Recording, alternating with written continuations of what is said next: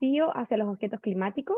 Mi nombre es Paulina Ruiz Fernández, soy ejecutiva comercial del área de posgrados de Ingeniería de la Universidad Austral. Les cuento que esta webinar se dicta en el marco del programa de cambio climático, que comienza el 27 de este mes. Los voy a dejar con el ingeniero Pablo Lucangeli, docente de este programa. Tenemos un invitado hoy, Sebastián Retuerto, y también está el director ingeniero Iván Eglis, así que van a conocer a parte del staff de este programa, nuevo en la universidad.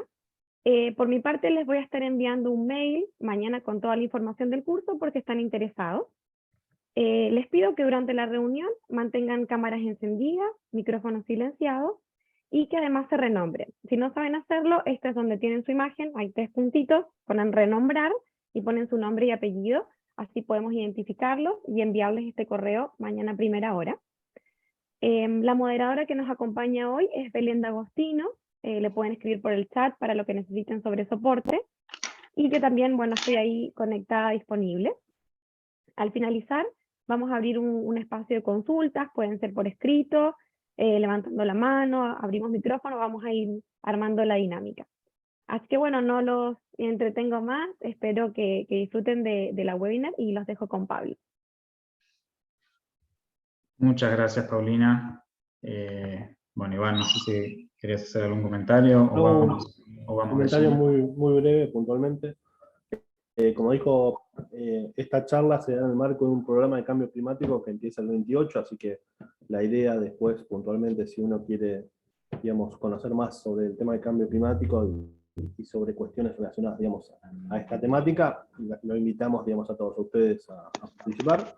Y bueno, también se da dentro, antes, digamos, de este programa existe una diplomatura de gestión ambiental sostenible, que también, digamos, este programa surge a partir de la existencia de esa diplomatura, que también están invitados, si bien ya comenzó, el año que viene también se pueden inscribir a esa diplomatura y a otros programas que tenemos en la Universidad Austral relacionados al tema de las temáticas de sostenibilidad. Y ahora los dejo con Pablo Lucangeli, que es el especialista en temas de cambio climático, y bueno, parte fundamental, digamos, del diseño de este programa de cambio climático, al cual le agradecemos mucho. Así que Pablo, todo tuyo.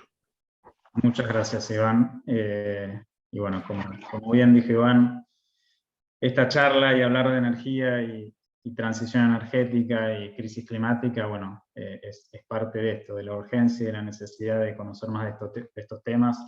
Por eso la búsqueda de hacer un programa de cambio climático, la primera edición de este programa desde la Universidad Austral. Y bueno, este webinar, además de ser una parte vinculada a este programa, también es el deseo de seguir tocando estos temas y seguir cubriéndolos. Un poco la dinámica, bueno, en el chat obviamente pueden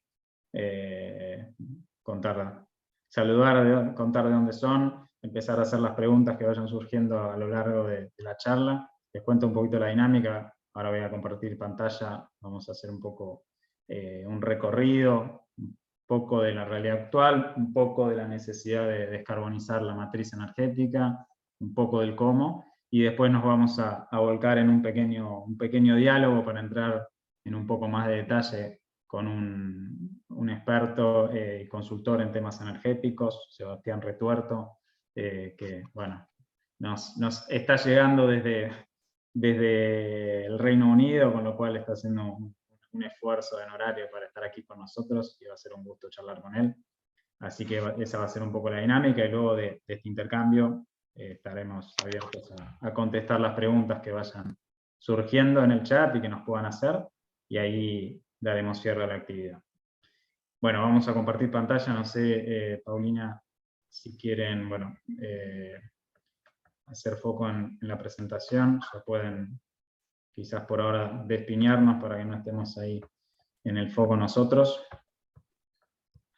Bien, me dicen si están viendo bien, si están viendo la pantalla de forma principal. ¿Me escuchan bien? Perfecto. Sí, se ve bien. Bien, la transición energética, un desafío hacia los objetivos climáticos. Ahora vamos a hablar un poco de cambio climático, un poco de energía, y vamos a entender un poco el porqué de este vínculo. Algunos conocerán más de esto, otros quizás son más nuevos, así que esperemos poder incorporarlos a todos. Bien, a ver, y esto quizás lo debería decir más hacia el final, pero bueno, quería que recorran el webinar con esto en mente. Seguramente todos nos inscribimos a estos espacios queriendo que nos respondan cosas, queriendo obtener respuestas a preguntas, ¿por qué esto, por qué aquello? Realmente lo que vamos a transitar y lo que se transita con el cambio climático, con la crisis climática, con la transición energética, es un tema bien complejo, con lo cual, sin querer desilusionarlos, seguramente se vayan con más preguntas aún de las que vinieron, pero sí lo que deseo y lo que busco y lo que espero que este webinar y el programa en general de cambio climático, que ante estas preguntas se vayan transformando en inquietudes positivas, y los inviten a buscar y a seguir buscando, y sobre todo que nos convoquemos todos a la acción desde donde podemos, que solamente a título personal, y todos o muchos de ustedes están en distintos ámbitos profesionales, con lo cual que nos invitemos todos a la acción, porque un poco cerrando esta introducción, verdaderamente lo que sigue depende de todos nosotros y de lo que hagamos y de lo que podamos hacer en diversos ámbitos. A ver, y vinculando el sector energético al cambio climático y a la crisis climática, y lo pueden poner en el chat, y ahí alguno me comenta, alguno del equipo, ¿en qué porcentaje piensan o saben que la energía aporta a la crisis climática? ¿Qué porcentaje de responsabilidad o de atribución le podemos dar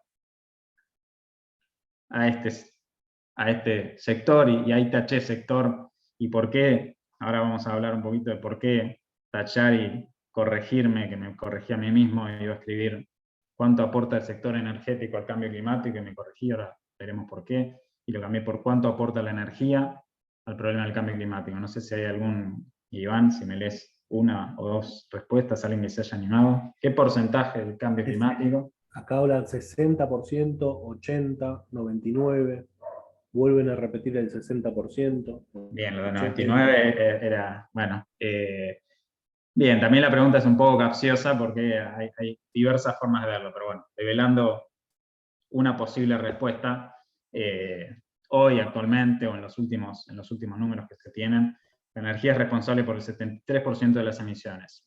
¿Y por qué les decía un poco que puede ser capciosa? Porque la responsabilidad podría pensarse en una atribución en el largo plazo. En la foto actual la energía representa el 73% de las emisiones, pero en el acumulado, ahora vamos a ver un poquito cómo puede haber variado este número, y depende de cómo varió, si realmente esta responsabilidad y esta atribución a la energía siempre ha sido el 73% similar, o ha podido ser menos o más.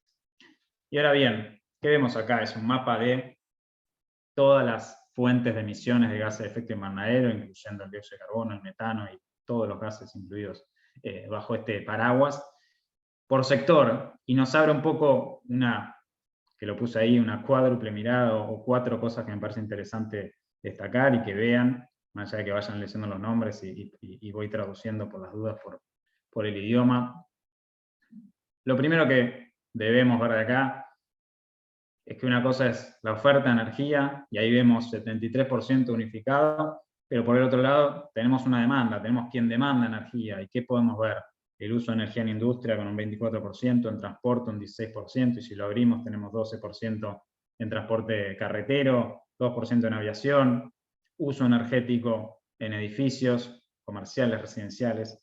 Y ahí empiezan a surgir algunos otros sectores interesantes que quizás uno pierde de vista. Pero el primer foco es 73% es energía, y por eso saqué sector energético, porque por más que esa energía alguien la produzca, y obviamente quien lo produce es el sector de industrias energéticas o de empresas energéticas, la demanda está diseminada en todos estos actores, con lo cual tenemos las dos caras de la moneda que creo que nunca hay que perder de vista, porque si no pareciera ser que los responsables son solo unos, que desde ya que necesitamos un sector energético que mire y que haga bastantes cosas de aquí en adelante, pero también del otro lado, como consumidores y como empresas consumidoras de la energía, tenemos mucho en esta discusión.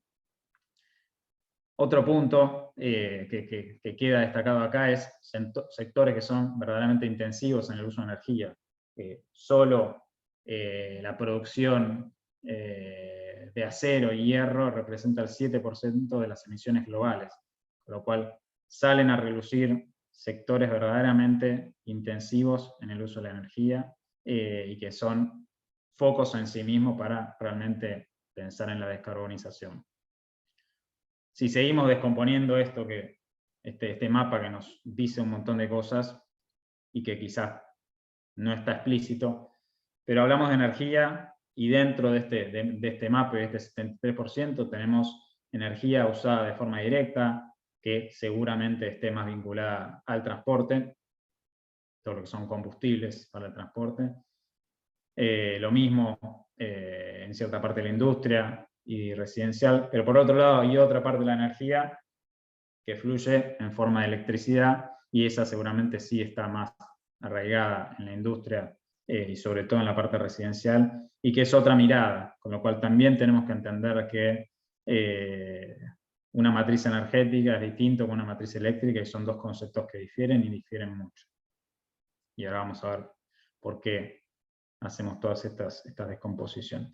Y por último, otra pata que surge de ponerse a hablar y a discutir sobre un único mapa, y hay unas partes dentro de la pata de energía que pueden ver abajo a la izquierda, que son las emisiones fugitivas del sector energético y uso de combustibles que no son asignados a ningún rubro, con lo cual también dentro del sector energético tenemos una buena parte de emisiones que son fruto de o uso energético dentro del mismo sector, o pérdidas de gases de efecto invernadero, sobre todo de metano, en el proceso de producción de los combustibles fósiles. Ahora vamos a entrar un poquito más en detalle de eso, pero cabe la aclaración, y aunque al principio separamos oferta de demanda de energía, en este caso sí, seguramente es atribuible a la oferta y a los proveedores y al sector energético esta ineficiencia o este grado de cierta ineficiencia o de ciertos inconvenientes en el proceso productivo, que no solo son un uso energético en sí mismo, sino que también tienen liberaciones fugitivas de gases de efecto invernadero. Con lo cual es una parte que seguramente si miramos desde la demanda, desde el consumidor, no la vemos, porque está inmiscuida a lo largo del proceso de producción, pero que si sumamos esos dos conceptos que les dije, termina siendo más del 15% de las emisiones de gases de efecto invernadero. Con lo cual, este mapa ya de por sí nos invita a ver un montón de puntos a detectar, que son parte del detalle y del entrar un poquito más allá de todo lo que significan las emisiones y el sector energético. Ahora bien, en esto que les decía, y la pregunta de la responsabilidad podía ser un poco capciosa, pero no lo es tanto, porque verdaderamente, si uno mira la evolución de las emisiones de dióxido de carbono en los últimos prácticamente 200 años, un poco menos, ¿qué se puede apreciar? Y separando en lo que son emisiones fruto del uso de combustibles fósiles y las emisiones fruto del cambio en el uso de la tierra. Cuando uno hace una migración del uso de la tierra y pasa, por ejemplo, de una zona forestal que captura carbono a una zona, por ejemplo, para agricultura, ese cambio de uso de la tierra tiene un efecto neto de emitir más dióxido de carbono. ¿Y qué podemos ver? Hasta el año 1950, previo al uso intensivo de combustibles fósiles, de la forma que lo hacemos hoy, el mayor emisor de dióxido de carbono era nuestra actividad, si se quiere, agrícola y nuestro cambio en el uso de la tierra. Pero a partir del año 1950 ya se nota el cambio de tendencia, las emisiones fruto del cambio del uso de la tierra quedan bastante estáticas con una tendencia a la baja, y lo que empieza a crecer exponencialmente son las emisiones fruto de la quema de combustibles fósiles. Entonces, hoy el 73% de las emisiones son fruto de la energía, y en gran parte de la historia hacia atrás, como vemos, si nos retrotraemos prácticamente 70 años para atrás, también desde entonces son los principales responsables de las emisiones y por ende de los efectos del calentamiento global y la crisis climática. Ahora bien, si descomponemos un poco la oferta, ya hablamos brevemente de la demanda de todos los actores que componen ese 73%, e incluso una pequeña parte del mismo sector energético con emisiones y con ineficiencias que a veces en la visión común y del común de la gente nos queda fuera esa visión y ese nivel de emisiones fruto de ineficiencias en todo el sector y en toda la transmisión de energía. Pero si vamos a la oferta, ¿quién? Y en esta provisión de energía, ¿cuáles son los combustibles? ¿Qué nivel de emisiones generan esos combustibles? Hoy, y con claridad, sabiendo que el carbón es el combustible más contaminante, el petróleo le sigue y el gas es el último en la cadena de cuánto contaminan los combustibles fósiles en términos de emisiones de gases de efecto invernadero. Hoy lo que vemos y lo que nos tiene en este punto y en este pico tan alto de emisiones es que seguimos como planeta fuertemente dependientes del carbón como combustible y como fuente de energía. En este caso lo que vemos son emisiones, con lo cual no necesariamente el carbón es el combustible más utilizado en volumen, pero sí, fruto de ser el más contaminante, termina siendo que no hay aporta más a ese 73%. O sea, el 73%, quien más lo tracciona es el uso de carbón como fuente de energía. Igualmente podemos ver, por el contrario, y pequeñas señales positivas que aparecen, y desde ya que esas caídas más estrepitosas son la pandemia, pero igualmente podemos ver el carbón con cierta tendencia a llegar a un pico. Lo del petróleo seguramente esté más vinculado con la pandemia, y desde ya que el gas prácticamente no sufrió los impactos y es el combustible que aún tiene más tendencia a seguir creciendo. Y volviendo a esa parte un poco menos conocida, quizás, o puedo equivocarme, de las emisiones fugitivas, del mismo proceso de producción de energía, que en el camino libera metano por pérdidas en los pozos, por pérdidas en la transmisión del gas. Y en este caso, lo que se puede ver, y es llamativo y llama la atención, que las emisiones fugitivas de metano están a niveles bastante cercanos a todas las emisiones de metano de la agricultura. Las emisiones de metano principalmente se reparten en tres. Las emisiones de la agricultura, sobre todo en lo que es el ganado, y en Argentina lo conocemos mejor, en las emisiones fugitivas del proceso de producción del gas natural, y en lo que son residuos, digamos, basurales a cielo abierto. Estos tres conceptos que componen las emisiones de metano, y en este análisis, en esta evolución de emisiones, nos invitan a ver, bueno, este hecho particular, donde las emisiones fugitivas y parte de las ineficiencias dentro del sector energético del gas natural, prácticamente se acercan a todas las emisiones que tiene el sector agrícola. Y otra cosa que llama la atención, aunque tiene claramente su explicación, es el fuerte crecimiento que las emisiones fugitivas del metano han tenido en los últimos años. Y esto, desde ya, si vamos hacia atrás en el gráfico, condice con también el gas natural siendo el combustible con el crecimiento más relevante de estos mismos últimos años que se ven en la escala.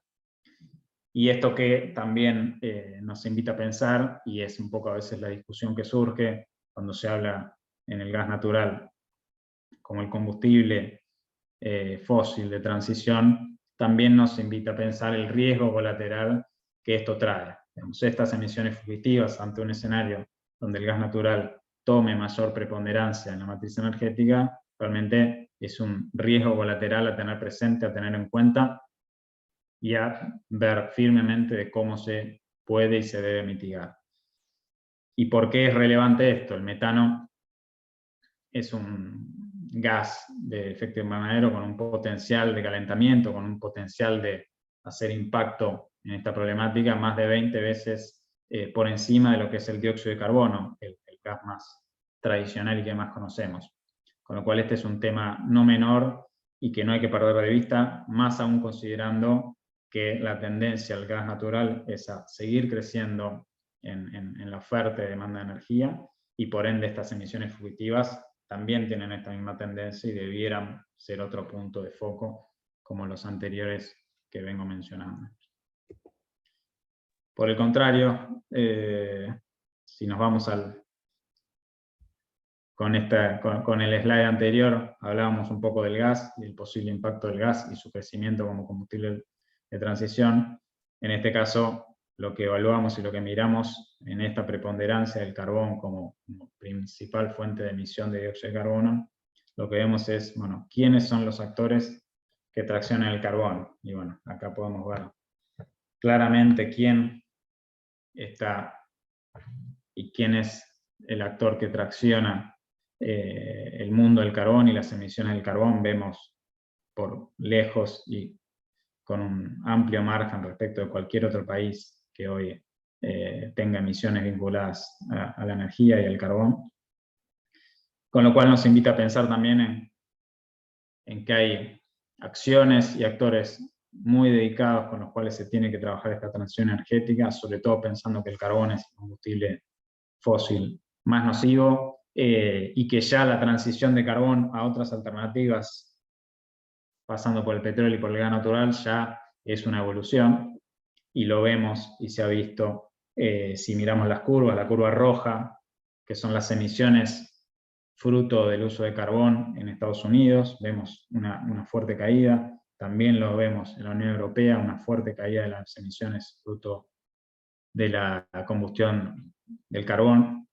Y cabe aclarar que esas curvas descendentes en las emisiones del carbón de Estados Unidos y de India son en parte las que justifican, si ahora hacia adelante lo vamos a ver, son las que justifican y contribuyen y han contribuido a que esos países y grupos de países hayan disminuido sus emisiones en general.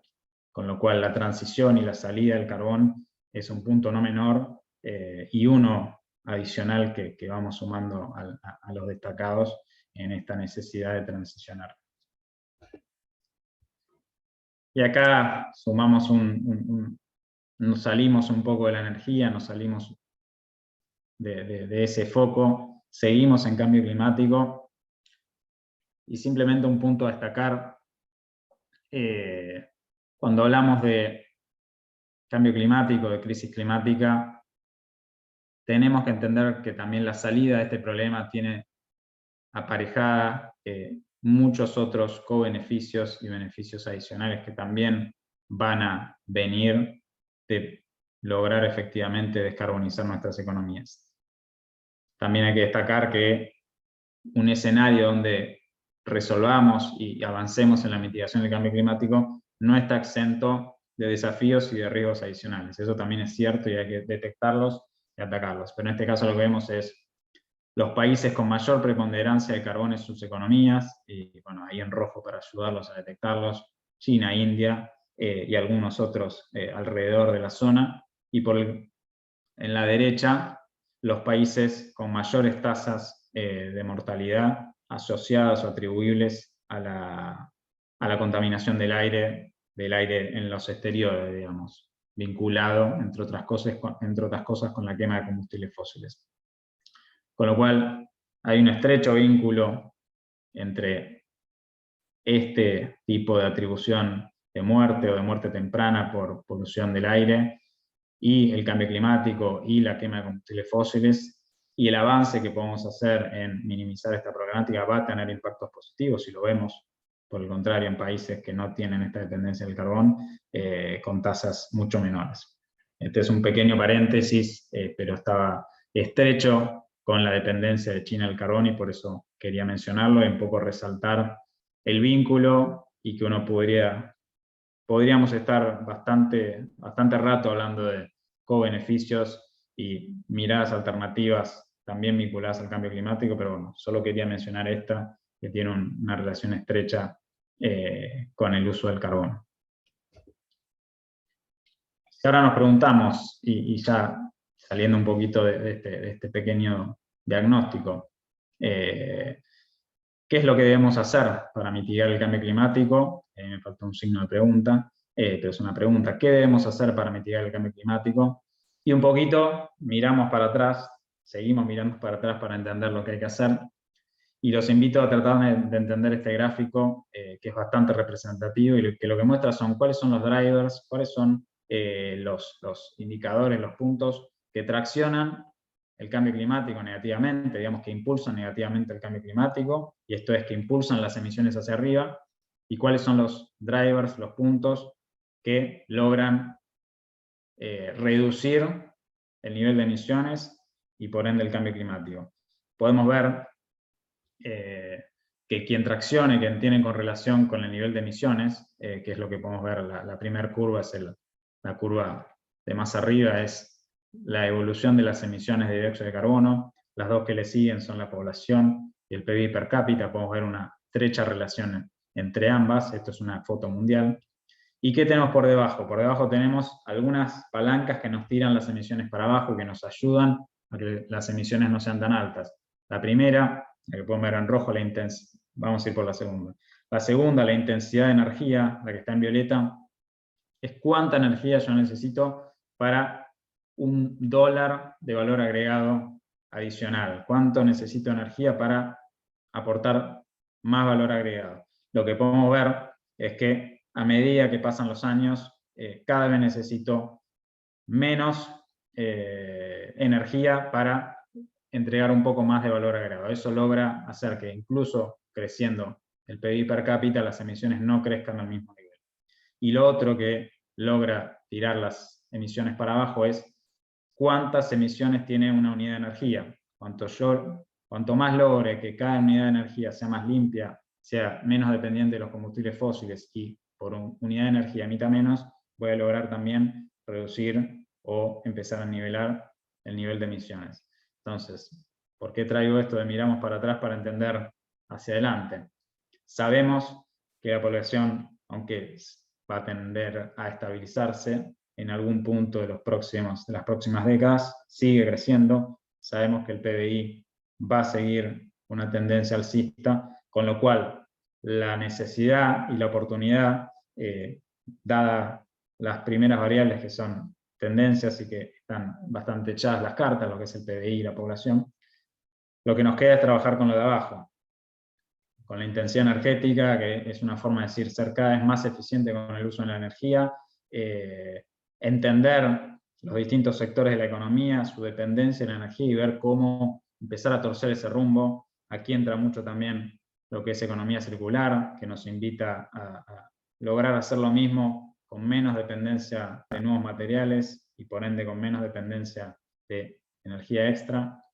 Y lo que es intensidad de carbono, ahí, si se quiere, están más concentradas las cartas, que es la forma de emitir menos por cada unidad de energía, básicamente es empezar a migrar hacia fuentes alternativas, bajas en carbono, sea solar, eólica, nuclear, hidrógeno, etcétera, etcétera.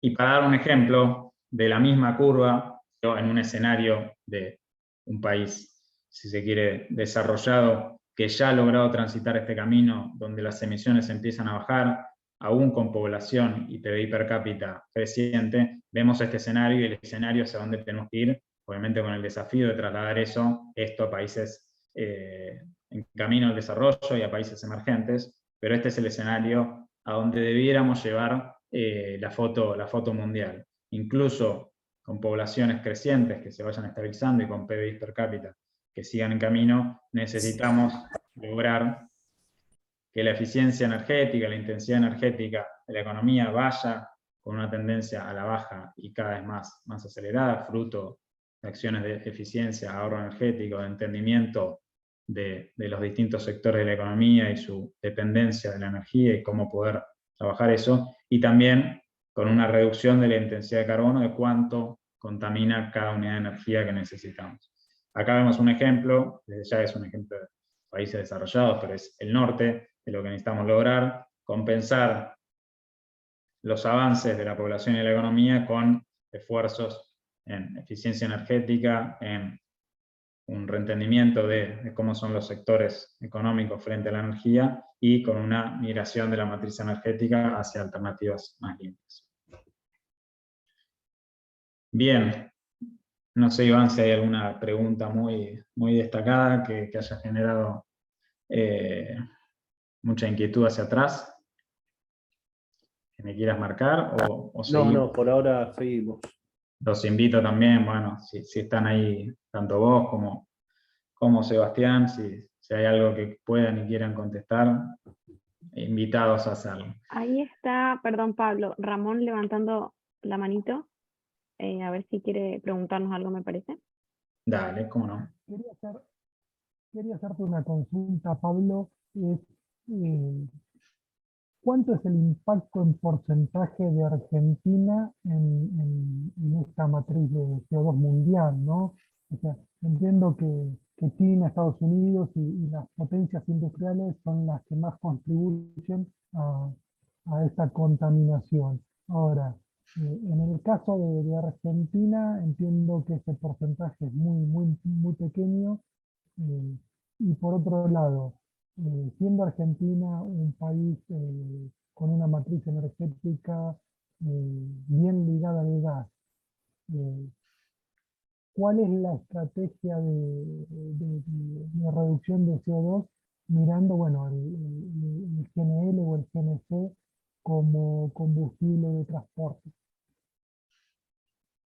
Bien, varias preguntas, voy contestando algunas y alguna parte quizás la dejamos para el cierre con Sebastián. Pero a ver, igual en la presentación también hay una parte de Argentina, después, bueno, no sé si esto se comparte o quedará en el material que se pueda compartir.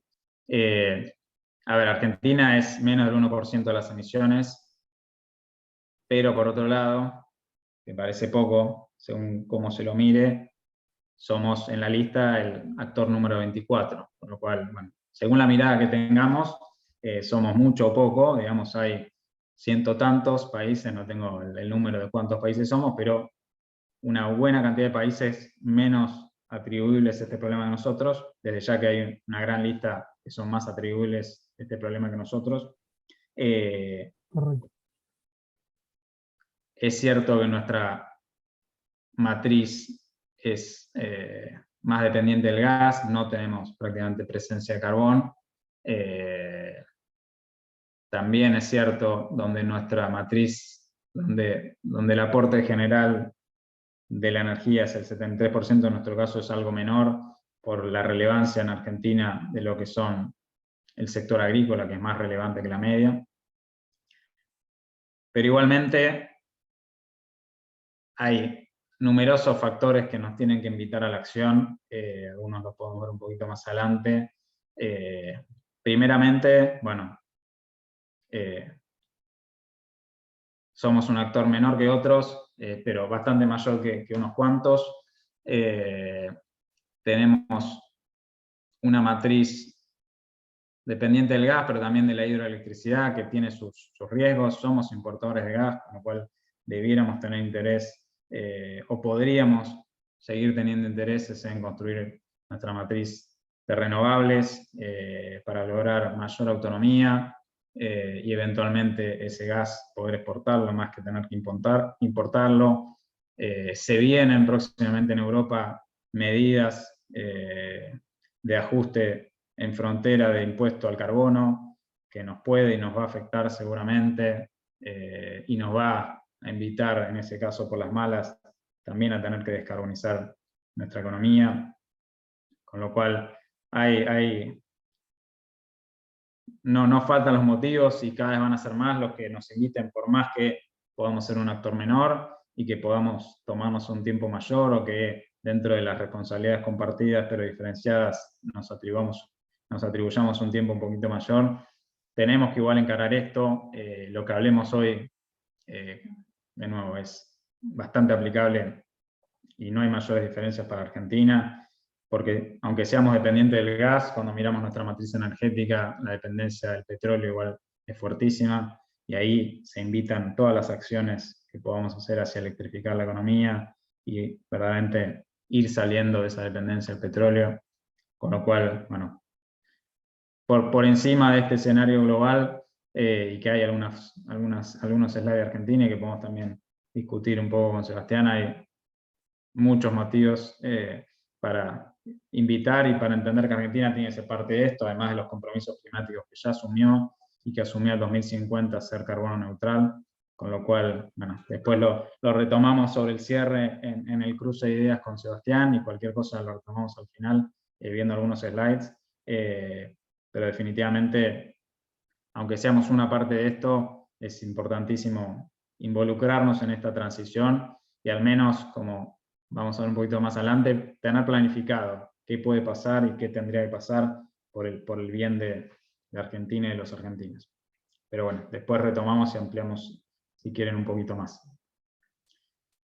A ver, ya metiéndonos en dos partecitas más de, si se quiere, más climático, pero es importante entender, de la misma forma que en el slide anterior tratamos de entender cómo se componían las emisiones en base a los indicadores, a los drivers de población, crecimiento, de eficiencia energética, de cuánto contamina nuestra matriz energética.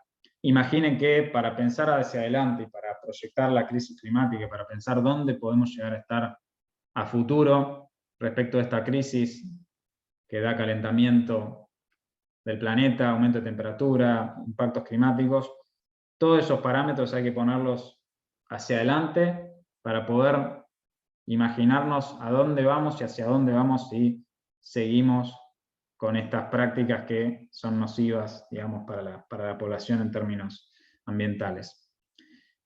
Y todo esto puesto en base a los expertos y a lo que dicen los expertos, y acá lo que vemos una curva de emisiones, las emisiones como vienen en tendencia, y diversas proyecciones hacia adelante que nos dicen que nos muestran un escenario en celeste que, si contamos y si ocurren las políticas públicas y acciones que están de alguna manera tomando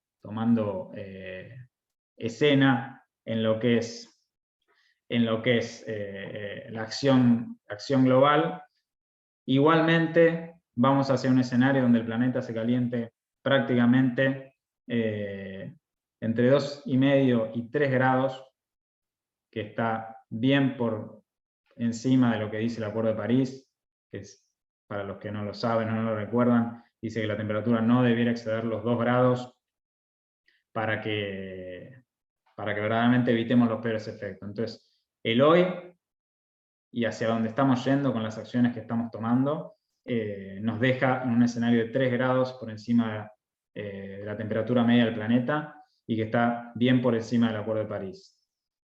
Por otro lado, lo que ya estamos haciendo positivamente nos está evitando peores efectos y escenarios aún peores, con lo cual, mirando el vaso medio lleno, si no hubiéramos hecho o si no hubiéramos empezado a hacer cosas que empezamos a hacer, la foto sería peor.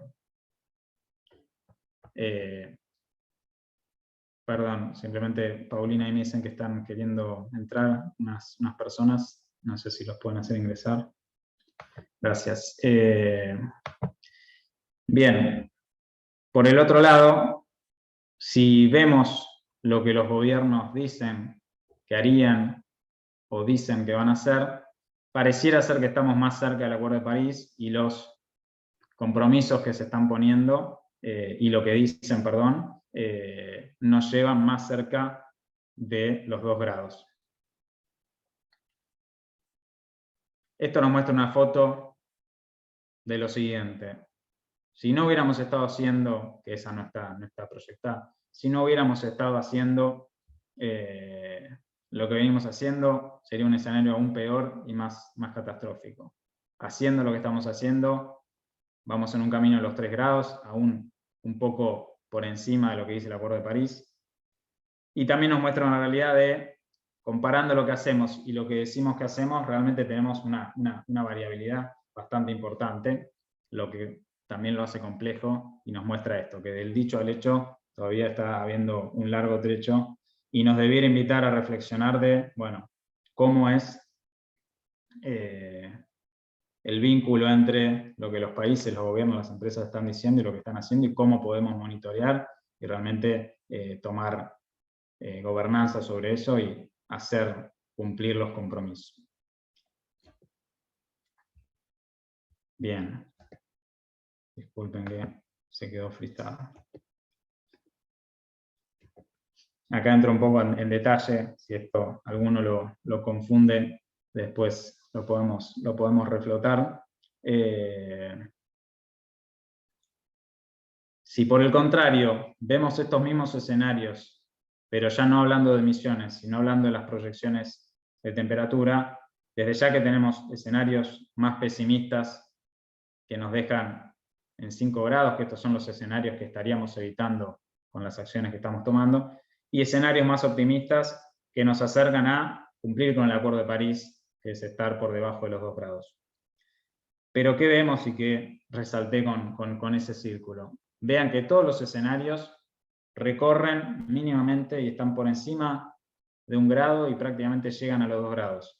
Esto, un poco por qué es, la inercia climática y la inercia que trae el cambio climático, en prácticamente todos los escenarios, por más que hagamos esfuerzos desde el día de hoy, nos dejan con una temperatura que va a seguir creciendo.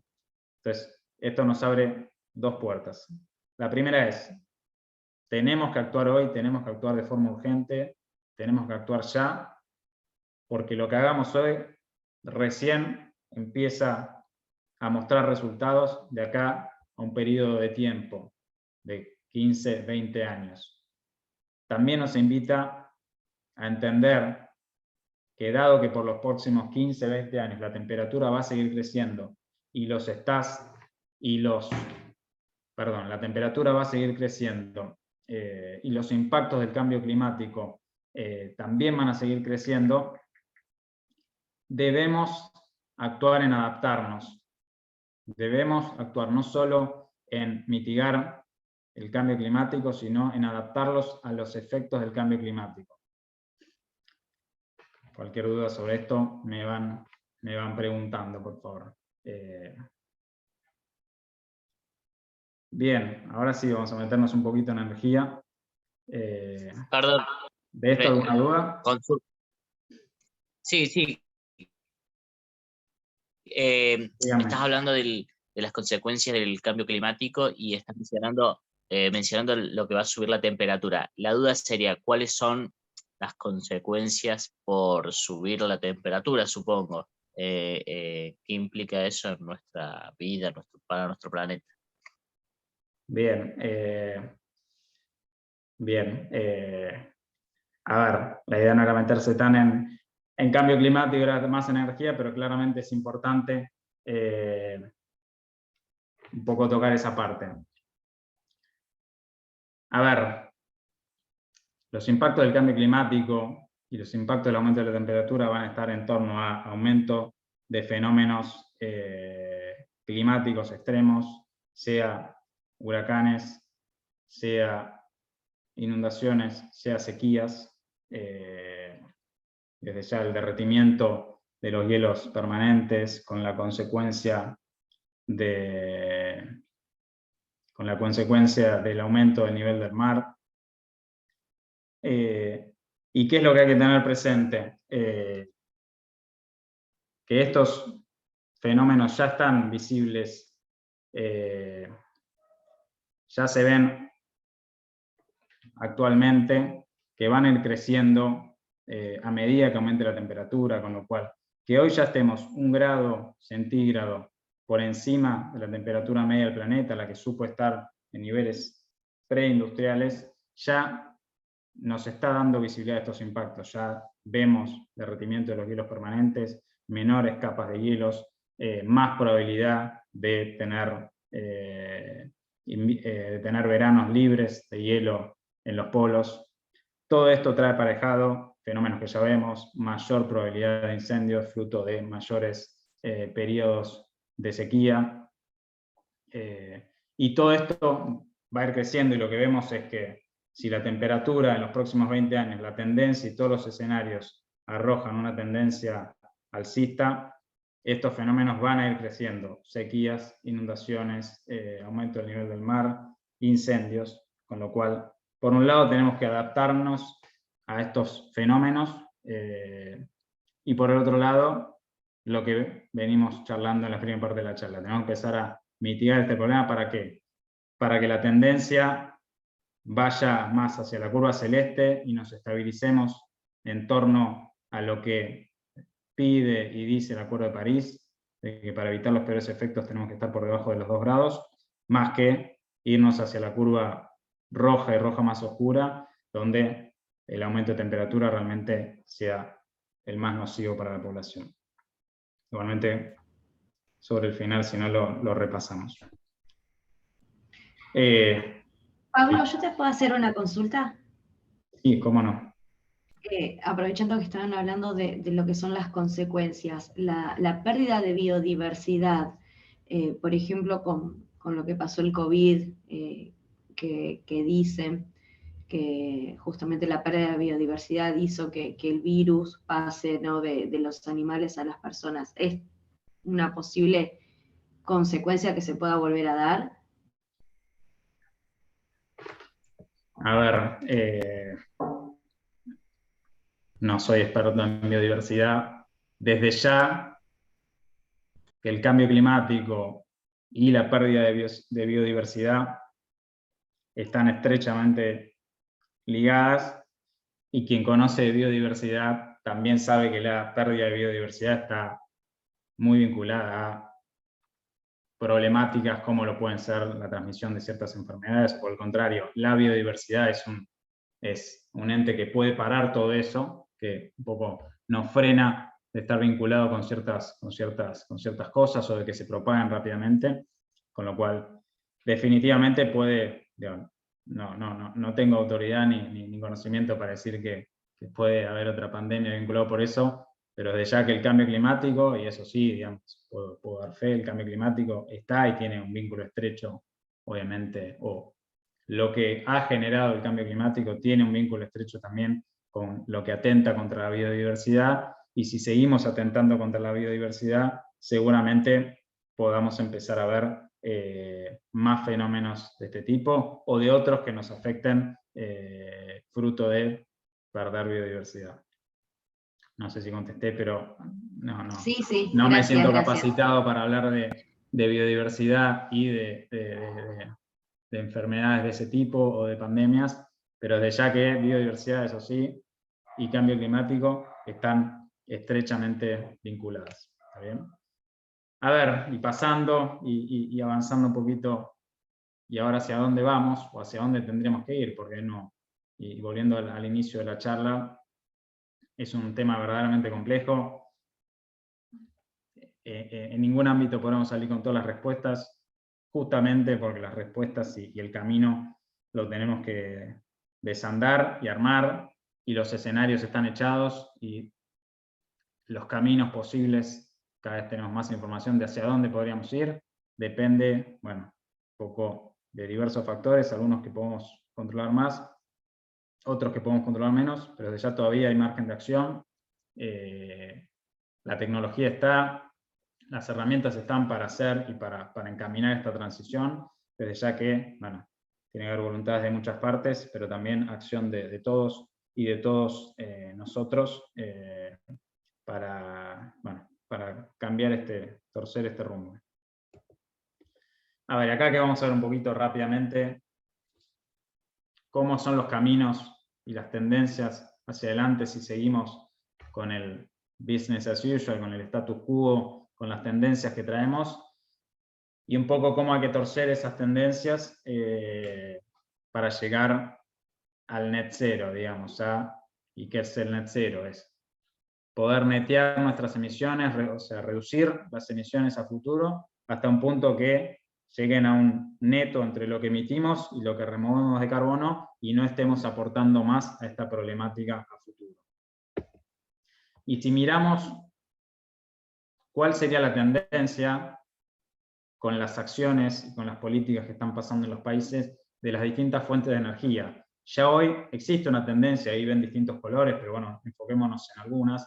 Ya hoy existen tendencias quedarían, afortunadamente, al carbón nivelándose, no bajando mucho, pero nivelándose, al petróleo ahí, aún teniendo un margen de crecimiento, pero lo que sí está más claro es el gas natural y las energías renovables tienen tendencias fuertes a seguir creciendo y van a ser seguramente las dos fuentes de energía que ya de por sí con la inercia que traen sigan creciendo, las renovables por tener ya precios realmente competitivos, el gas natural por ser el combustible que naturalmente vaya reemplazando, y los países, como veíamos, desarrollados usan ya como reemplazo. En el caso de Argentina es un uso natural, pero en el caso de los países desarrollados ha ido siendo el reemplazo para el carbón, y un poco las tendencias son estas: reducciones o estabilizaciones en el petróleo y en el carbón, y crecimiento del gas natural y de las renovables. Y lo que ven en línea punteada es este indicador que les decía relevante, que es la intensidad de dióxido de carbono o de carbón de la matriz energética. Vemos efectivamente que sigue bajando, y es lo que necesitamos a futuro para un poco nivelar lo que es el impacto de la energía. Pero ¿qué pasa? Este escenario de situación con las tendencias actuales nos dejan en lo que veíamos antes, en un escenario de crecimiento de temperatura con respecto a la temperatura base que se toma de 3 grados, bastante por encima, con lo que los expertos nos dicen que es una zona segura, lo cual este escenario que estamos viendo, estas tendencias que muestran algunas señales positivas, igualmente de ocurrir son insuficientes para lograr evitar al menos lo peor de la crisis climática. ¿Y qué necesitamos entonces? Y antes vamos por un paso intermedio. Lo que vemos aquí es el mix de las distintas energías según 3 fotos. Una es la foto actual del 2000, del 2010, del 2020. Las del medio son las fotos en este escenario con las tendencias actuales, con las acciones que están tomando los gobiernos. Y a la derecha era lo que les decía, el escenario de los compromisos que toman los gobiernos, los dichos que tienen los gobiernos. ¿Y qué vemos? Un poco resumiendo. Si miramos las políticas activas de los gobiernos, vemos demandas de energía crecientes, que obviamente la demanda creciente de energía va a traer consigo emisiones crecientes. Vemos, obviamente, que baja un poco el carbón, como les decía, que sube el gas natural, pero este escenario de, si se quiere, de proyecciones con la situación actual, nos dejaba en un lugar que no era el que necesitamos para cumplir los objetivos climáticos. Si migramos ahora a un escenario intermedio, que decíamos que nos acercaba un poco al Acuerdo de París, que es el APC, que son, si se quiere, los compromisos que estarían adoptando, los dichos, es lo que se dice y lo que se escribe en papel, pero todavía no es lo que se está haciendo. Ahí vemos escenarios planteados con mucho más proporción de energías renovables, y ya con el carbón saliendo un poco o perdiendo un poco de peso. Pero igualmente, como veíamos, estos escenarios, dos cosas. Primero, aún estaban al borde del Acuerdo de París, con lo cual todavía necesitamos un esfuerzo adicional, y por el otro lado, distan aún, como vemos, tanto en energía como en compromiso climático, distan de lo que necesitamos para cumplir con el Acuerdo de París. Pero nos empiezan a dar un pequeño norte de donde tenemos que ir. Ahora bien, si vamos ya por el todo y analizamos este escenario de la Agencia Internacional de Energía, de cuál podría ser un escenario, ya para ver el norte, cuál podría ser un escenario que nos lleve a tener emisiones netas cero de carbono al 2050, que son los planteos que se hacen distintos gobiernos, y por el contrario es lo que necesitamos para cumplir con los compromisos climáticos más estrictos. Y descomponiendo esto y pasando de lo que son emisiones a lo que es emisiones repartidas por las distintas fuentes de energía, esto es un escenario completo que hace la Agencia Internacional de Energía, que más allá de ser una modelización, y hay que tomarla como tal, y hubo muchos o varios detractores, nos muestra una rampa posible, o al menos técnicamente posible, para lo que son las emisiones globales de la energía, desde la situación actual hasta la situación que necesitamos que ocurra el 2050 para que las emisiones de la energía y en general sean netas cero y que los compromisos climáticos puedan ser cumplidos. Y sin entrar a todos los detalles, que estaríamos un buen rato, que habría un gran debate, quiero rescatar algunas cosas que este escenario y los escenarios y poder pensar a futuro nos invitan, que es la necesidad de 4 o 5 cosas mínimamente.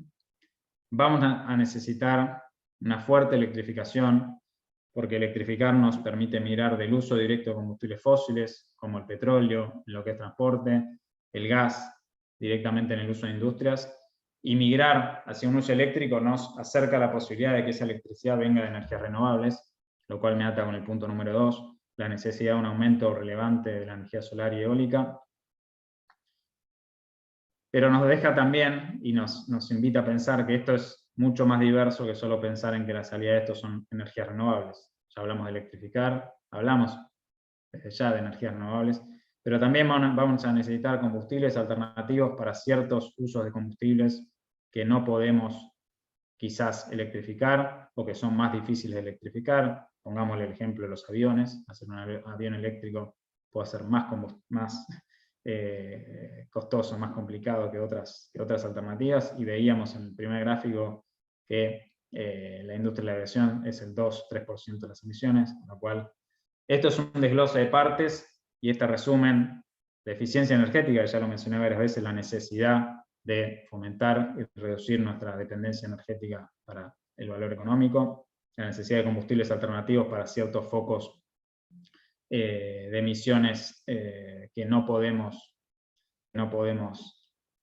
mitigar de otra forma, y a lo que puse ahí al final, la necesidad de captura de carbono. Seguramente, para poder dar estos números, vamos a necesitar lograr formas para capturar carbono, desde capturar carbono de procesos existentes, de industrias energéticas y sus emisiones, sus humos, desde los humos de industrias, de otro tipo de industrias, hasta capturar carbono del aire. Bien, para ir cerrando y pasar a hablar un poquito con Sebastián. Sabemos que en los próximos 10 años necesitamos una transformación importante para lograr esa rampa de reducción de emisiones. Necesitamos agregar capacidad de energía renovable en 4 veces para los próximos 10 años, sumar autos eléctricos para electrificar el transporte fuertemente, como pueden ver ahí, pero también lograr una reducción en la intensidad energética, lograr una eficiencia energética del 4% por año. Con lo cual, verdaderamente tenemos un esfuerzo y un desafío importante en muchas aristas y bien diversas, y hay que pensar esto como un problema bastante completo. Muy rápido con esto. A ver, les dejo el dato. En este sentido de tener que electrificar, van a ser cada vez más importantes las herramientas que nos den información y nos permitan trabajar con la matriz eléctrica, con la electricidad de una forma inteligente. Esto es simplemente un mapa online que de todos los países, o de los países que tienen información, nos muestran cómo es el componente de la electricidad, cuán contaminante es, de dónde se está nutriendo la energía, si es del sol. Cuanto más verde, es más renovable la energía. Digamos, los países nórdicos son fuentes renovables. Y más allá de que esto sea algo informativo, la información la vamos a necesitar cada vez más, porque si realmente vamos hacia electrificar la economía y cada vez la energía pasa más por la parte eléctrica, vamos a necesitar información para gestionar esa electricidad, para gestionar la fuente, para saber probablemente que haya momentos donde la electricidad esté excediendo la demanda y necesitemos consumir electricidad, y haya momentos donde seguramente tengamos menos oferta que demanda y haya que restringir inteligentemente, o poder con uso de inteligencia realmente usar la electricidad donde más la necesitemos. Y simplemente acá para que tengan o para comentarles qué es esto de captura de carbono, una parte probablemente de lo que ocurra de aquí adelante sea la necesidad de que, aunque siga la quema de carbón, la quema de petróleo, la quema de gas, que los gases, que los humos de esas chimeneas utilicemos y ya se utilicen tecnologías para capturar el dióxido de carbono que sale de esos humos de chimenea y poder o usarlo con un subproducto, como un subproducto, perdón, o ponerlo bajo tierra de una forma estable y de alguna manera hacer el proceso inverso de lo que es la extracción de combustibles fósiles, y en este sentido lo que hacemos es poner bajo tierra dióxido de carbono tratado para que no haga un impacto en la atmósfera. Con lo cual seguramente esto que es captura de carbono, uso y almacenamiento, eso es la sigla en inglés, CSUS, seguramente sea algo que necesitemos y que sea también otra parte dentro de la industria de los combustibles fósiles que aún no migre hacia energías renovables y que tenga que ir adoptando estas medidas para que por más que quememos combustibles fósiles, sea de la forma menos nociva posible. Igualmente esto puede ser un arma de doble filo, porque verdaderamente lo que tenemos es que salir de los combustibles fósiles, pero bueno, esto puede ser temporalmente una herramienta, un parche que ayude a la transición. Deben y pueden tener un montón de preguntas, ahora van a tener tiempo a hacerlas, pero antes, bueno, quiero invitar a Sebastián Retuerto, que bueno, como les decía, que está con nosotros desde el Reino Unido, no quería demorarlo más. Bueno, él es economista, tengo el machete acá, lo están viendo todo, así que lo pueden leer. Economista por la Universidad de El Salvador, pero hizo una maestría en el Reino Unido en todo lo que es la mezcla de ambiente, economía y energía, con lo cual bueno, tengo el placer de que se sume, que nos pueda sumar y agregar un poco esta mirada. Hoy es asesor y consultor en temas de energía, ha estado vinculado a proyectos de transición energética, de hidrógeno y de planeamiento energético, con lo cual por eso quería esperar un poco para algunas miradas para poder charlar con él.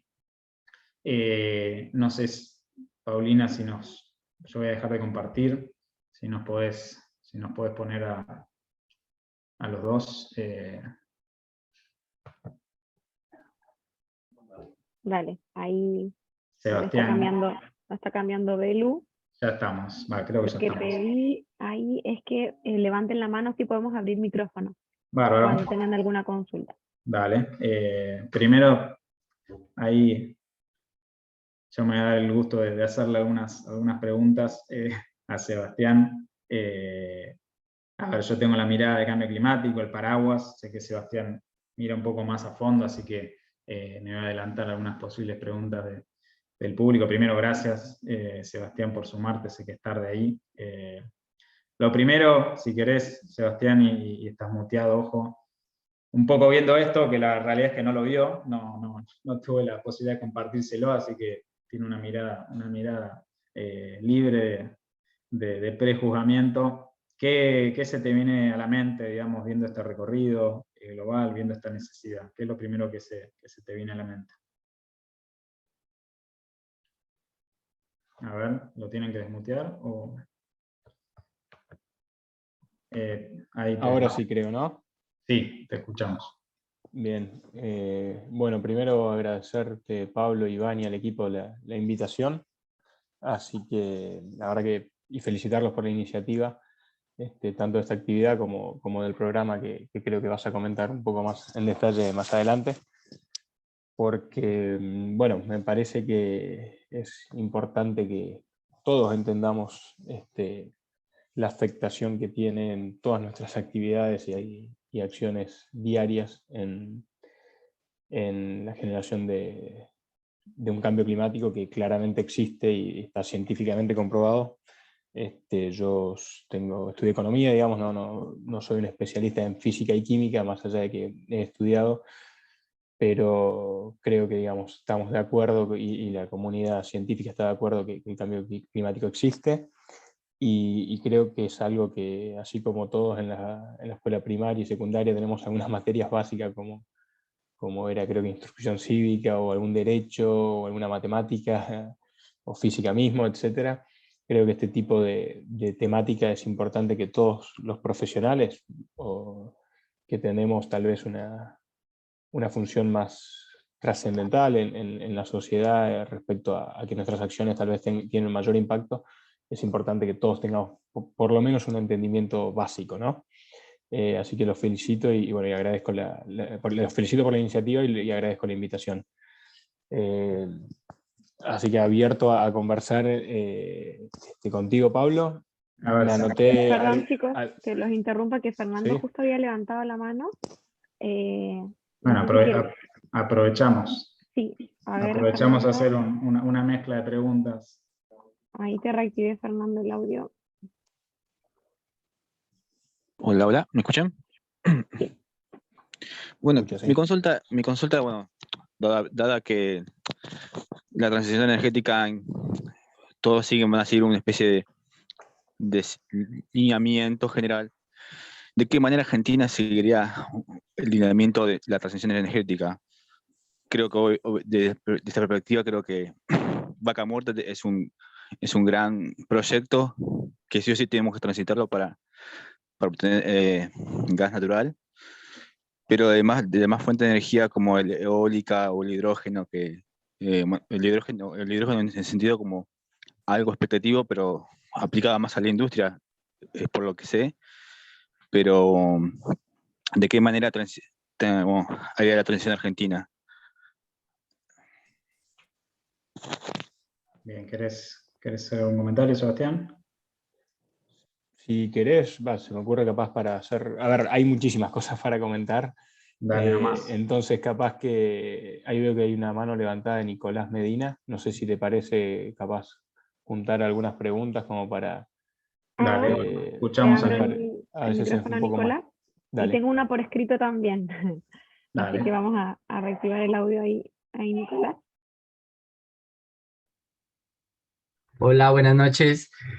Más que una consulta, me gustaría también hacer como un aporte, y es quizás que también deberíamos empezar a considerar dentro de las energías renovables, además de la solar y la eólica, que quizás son como las más conocidas, también empezar a tener en cuenta que tenemos energía geotérmica disponible, más que nada nosotros, todos los países que tenemos acá el cinturón del Pacífico y que tenemos tantos volcanes activos, que quizás muchos países de Europa no tienen ese enfoque simplemente porque ellos lo ven como algo muy lejano, pero justamente como veíamos en la charla, que China justamente es uno de los países que más contamina ahora actualmente, y bueno, Estados Unidos también, obviamente por sus economías y sus poblaciones, también valdría la pena tenerlas en cuenta. Y acá solo quiero, para no explayarme mucho, tener en cuenta que así como las petroleras tienen ahora tanta infraestructura invertida ya en lo que sería el desarrollo de pozos para explotar propiamente el recurso, como que es muy probable que muchas de ellas puedan de alguna forma, como ellas no van a dejar de estar participando económicamente, digamos,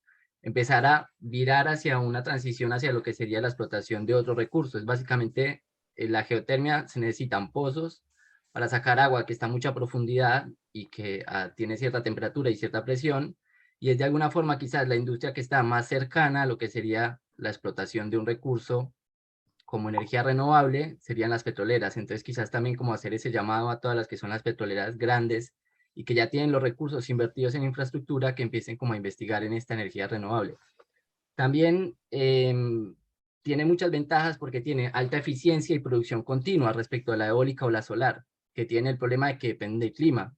Por ejemplo, en los países acá que hay estaciones, es muy difícil estimar cómo va a ser el viento o cómo va a ser el sol, qué tantas horas va a dar, y obviamente en la noche, por ejemplo, no habría producción solar, mientras que la energía geotérmica es de producción continua, entonces tiene también esa ventaja.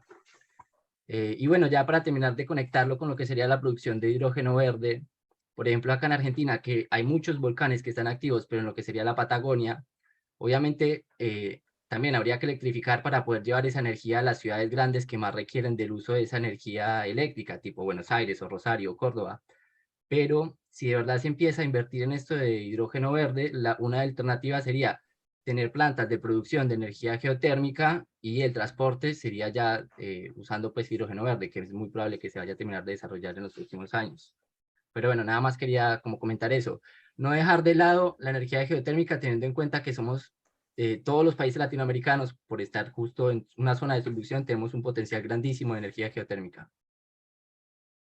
Muchas gracias por los aportes, muy, muy bueno sumar miradas y seguro hay 82 personas del otro lado, seguro hay mucha expertise en este tema tan amplio. Pero, ¿qué se te viene a la mente, Sebastián? Que sé que estabas ahí por comentar algo. Sí, bueno, es un buen punto el que menciona Nicolás. También leí apurado ahora el chat, la pregunta que nos marcaban. A ver, creo que primero hay que entender el contexto mundial, entender que el Acuerdo de París del año 2015 es un acuerdo no vinculante, entonces todos los compromisos que han asumido los países digamos, son intenciones, pero no hay, digamos, todavía ninguna penalidad al respecto. Hay que entender cómo se mueve y cómo avanza el tiempo y cómo se desarrolla la geopolítica, digamos. Hoy vemos desde febrero con la invasión rusa a Ucrania cómo han cambiado muchísimas cosas, no en todo el mundo, pero a ver, cambiaron en todo el mundo, pero el impacto es muy grande en Europa, sobre todo acá el tema de seguridad energética es el principal tema de discusión, pero bueno, sabemos que el mundo es uno solo y que está cada vez más interconectado, entonces digamos que estos son algunos puntos que yo siempre digo como lineamientos básicos que hay que tener en mente para entender el contexto. Y en este gran contexto hay que entender que en el sector energético, digamos, está buscando como objetivo la electrificación y la descarbonización de la matriz y la eficiencia energética. Pero esas tres cosas no son suficientes como para llegar a una carbono neutralidad. Entonces se necesitan nuevos, como bien vos mencionaste, Pablo, nuevos combustibles, nuevas tecnologías que contribuyan a acelerar esta transición.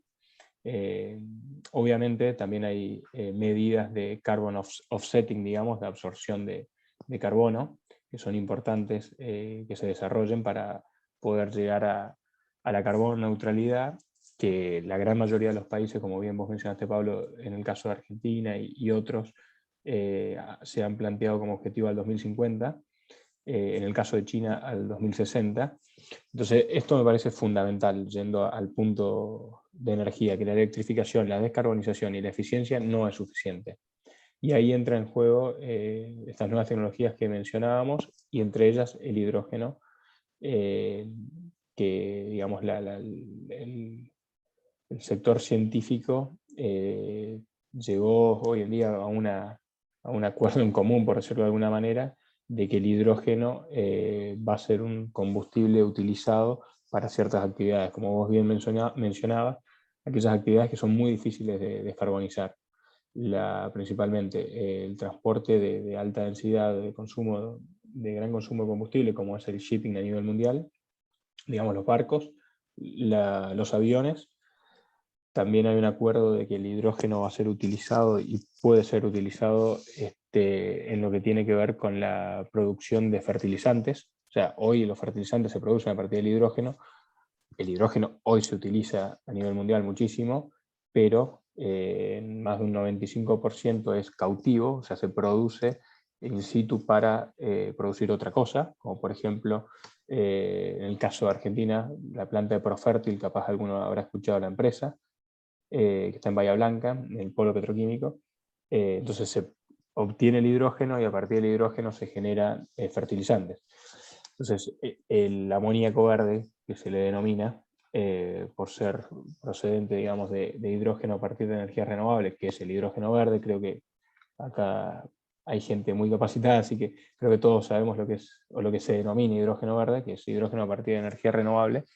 Entonces, yendo a lo concreto, es el hidrógeno para producción de fertilizantes, para combustibles, se llaman SAF, Sustainability Aviation Fuel, lo que tiene que ver con aviación, pero también para shipping hay mucho desarrollo hoy en la industria química, y todo lo que es el consumo de metanol son los grandes usos que hoy la comunidad científica, digamos, avala para el hidrógeno. Ahí hay en tema de hidrógeno yo no armé una presentación, pero digamos, pueden buscar una ladder en inglés, una escalera, que diseñó Michael Liebrecht, que es el fundador de Bloomberg New Energy Finance. Si la googlean la van a encontrar. Entonces, básicamente en ese gráfico él explica cuáles son los usos que realmente debería tener el hidrógeno verde para no generar, digamos, ineficiencias, porque hay toda una cuestión de entender en temas técnicos, digamos, no generar, por ejemplo, electrificar un auto en alguna matriz energética, como puede ser en Argentina hoy en día. Si electrificamos los vehículos, pero la matriz energética no es tan limpia, no conviene. Digamos, cuando uno hace el balance energético final, ciertas transiciones, digamos, y en ciertos lugares geográficos no son convenientes. Bueno, lo mismo sucede con el uso del hidrógeno. Así que creo que, coincidiendo con lo que decía Nicolás y algún comentario creo que veía ahí en el chat, es importante, digamos, el desarrollo de nuevas tecnologías. Y otro tema importante, ya te paso si querés, Pablo, la palabra de nuevo, creo que es el tema regulatorio. Hay que entender que estamos hablando de mercados, estamos hablando básicamente de economía, que la economía es una ciencia social, y para el desarrollo de nuevos mercados siempre es necesario el desarrollo de nueva regulación. Entonces, me parece que es importante que todos entendamos que a veces ponemos el carro por delante de los caballos. Tiene que estar la tecnología, pero también tiene que estar la regulación, y después algunas otras condiciones, como son el capital humano, los recursos naturales, y por supuesto el tercer recurso que tenemos en el mundo, que es el capital, o sea, el capital monetario. Estamos ante el sector más capital intensivo del mundo, el sector energético. Entonces, esta transición que estamos, vale la redundancia, transitando, necesita de muchísimas inversiones. Entonces también en ese contexto yo creo que hay que ser sincero y decir, bueno, ¿quiénes van a invertir en transición energética? ¿Qué empresas? Yo no veo a Apple, a Google, más allá de ellos tomando tal vez decisiones como puede ser comprar energía renovable para sus servidores, etc. Apple, tengo entendido que se está desarrollando algo que tiene que ver con autos eléctricos, pero no los veo, digamos, produciendo hidrógeno, produciendo Sustainable Aviation Fuels, o produciendo amoníaco verde, etc. Entonces, la transición, yo creo, y lo estamos viendo, lo van a terminar haciendo desde el lado de la oferta las energéticas. Las grandes petroleras del mundo hoy se denominan empresas de energía y están invirtiendo mucho dinero en nuevas tecnologías, pero por supuesto también la transición la tenemos que dar nosotros desde el lado de la demanda, como bien lo planteabas, Pablo, en tu presentación. Porque la oferta es una cosa, pero la demanda nuestra, si no subimos a un Torino antiguo que quema un montón de nafta súper, y es menos eficiente que tal vez que un auto híbrido nuevo, también estamos generando emisiones. Ni hablar del consumo de productos como puede ser la moda, que es una de las industrias que más contamina, digamos, la industria de la vestimenta, o mismo tomarse muchos aviones al año. Hay una estadística muy interesante que muestra que creo que es el 5% del mundo somos los generadores del más del 50% de las emisiones.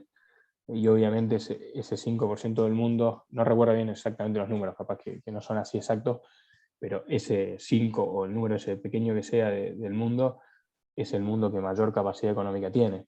Entonces también hay que tener una conciencia social, y acá menciono a uno de mis grandes inspiradores, el fundador de la marca Patagonia de ropa, que ayer fue noticia, si lo googlean lo van a poder leer.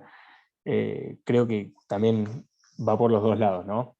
Cómo nosotros como agentes económicos nos planteamos ante la situación, tratar de generar una disminución en las emisiones que dependen de nuestra demanda, pero también empujar a nuestros dirigentes políticos, sean locales, digamos, Consejo Deliberante, provincias, diputados provinciales o legisladores nacionales, a que la regulación también avance en este sentido. Así que eso es tal vez una visión un poco general, un tema recontra amplio, que podemos profundizar un poco a partir de preguntas o de lo que vos te parezca, Pablo.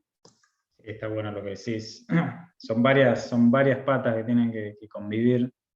Lo primero es separar oferta de demanda, y como bien dijiste, y como bien dijo alguno de los participantes, necesitamos también, las empresas de energía tienen mucho capital invertido, tienen know-how, tienen fierros, mismo para trabajar en geotermia, como para trabajar en captura de carbono. De hecho, Techin, digamos, empresa principal y relevante de Argentina, desde ya que está trabajando en ese sentido. Bueno, en el tema de tiempos y cómo se pueden agilizar los tiempos, seguramente parte de la demanda, parte de la normativa, de los incentivos.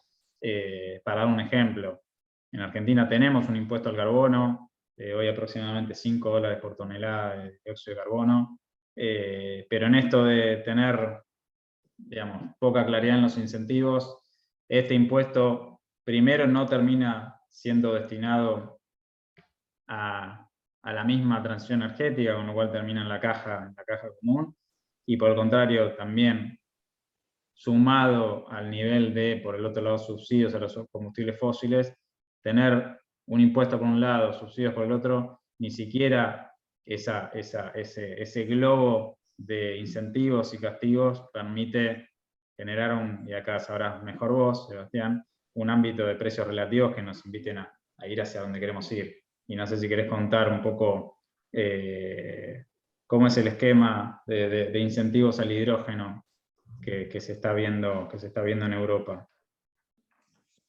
Sí, tal cual, eso que decís de los precios relativos en Argentina, y sobre todo el tema del subsidio a la tarifa residencial en Argentina durante muchísimos años generó distorsiones hasta culturales respecto al tema energético, y tal vez todos tomamos decisiones de mayor consumo sin a veces darnos cuenta o sin tener algo que nos toque el bolsillo a fin de mes, porque la tarifa está recontra subsidiada y no le damos importancia. Entonces, eso es algo básico que cuando estudiamos economía hay algunas reglas de juego que denominamos los economistas básicas, que bueno, todos sabemos que el ser humano digamos, tiene deseos de satisfacción de sus necesidades que son infinitas. Están las necesidades básicas, y uno ve la pirámide de Maslow, que, bueno, alimentación, vivienda, vestimenta, etc. Pero después, a medida que aumentan nuestros deseos, podemos evidenciar que nuestras necesidades son infinitas. Se van, digamos, especializando o refinándose, etc. Y el mundo no tiene recursos infinitos. Entonces es muy importante también entender en el sector energético que el costo tanto de generación de energía, sea eléctrica o puede ser como nos llega el gas natural a las casas, etc., tiene un costo, el transporte tiene un costo, la mano de obra tiene su costo, y todo depende principalmente de commodities. El mundo depende de commodities, los alimentos también, y entonces es importante, por eso lo que decía un poco al principio, entender este tema como algo bien holístico. En ese sentido, yendo a tu pregunta del hidrógeno, a ver, el hidrógeno tiene 4 principales costos. Más o menos, aproximadamente el 50% del costo del hidrógeno depende del costo de la energía eléctrica. Estoy hablando de hidrógeno verde, ¿no? Tiene una dependencia aproximadamente del 50% en la generación de energía eléctrica. Lo aclaro por las dudas: el hidrógeno verde se obtiene, digamos, a partir de la electrólisis, a partir del agua, el H2O, se separa la molécula de agua en hidrógeno y oxígeno, como a través de inyección o la utilización de energía eléctrica. Para que sea hidrógeno verde, tiene que ser energía eléctrica de fuentes renovables. Hoy principalmente el mundo avanzó mucho y bajaron mucho los costos en materia solar y eólica. Entonces las tecnologías que se están utilizando hoy para las plantas piloto son principalmente energía eólica y solar, pero principalmente eólica por su capacity factor, o sea, su factor de capacidad. En los lugares donde hay viento de día y de noche. en los lugares donde hay sol, el sol de día.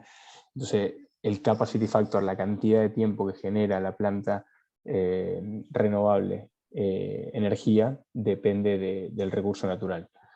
Entonces, hoy en día se está enfocando en plantas de base eólica, porque ese 50% de costo, de nuevo, que depende del costo de electricidad, es más bajo si tengo un factor de carga más alto en la planta.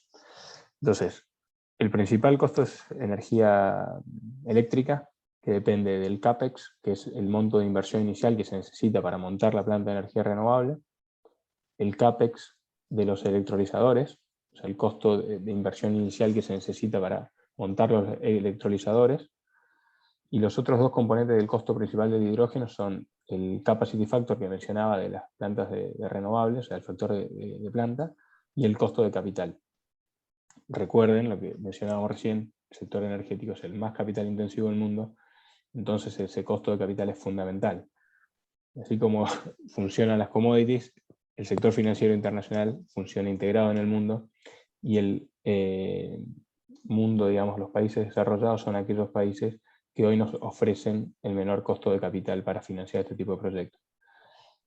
Entonces, en ese contexto, Europa está trabajando en el financiamiento de proyectos de hidrógeno para lograr bajar una economía de escala tal que permita reducir el costo del hidrógeno verde.